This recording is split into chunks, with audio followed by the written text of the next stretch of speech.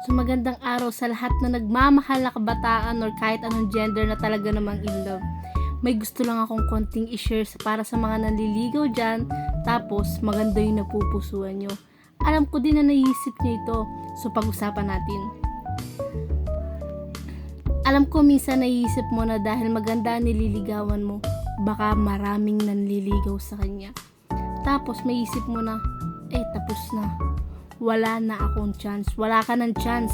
Pero hindi yan dapat ang naging dahilan para sumuko ka. Kung may gusto kang babae at alam mo worth it sa effort mo, huwag mo siyang pakawalan. Huwag mong hayaan ang takot sa kompetisyon ang pumigil sa'yo. Ilaban mo ang nararamdaman mo.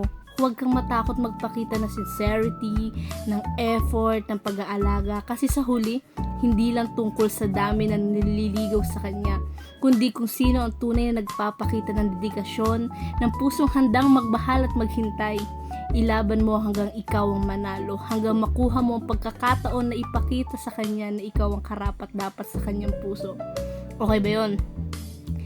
Kaya ano pa bang hinihintay mo? Tumayo ka na dyan, mag-good afternoon ka na sa kanya at simula mo na ang mag-effort para hindi ka na maunahan. Go na!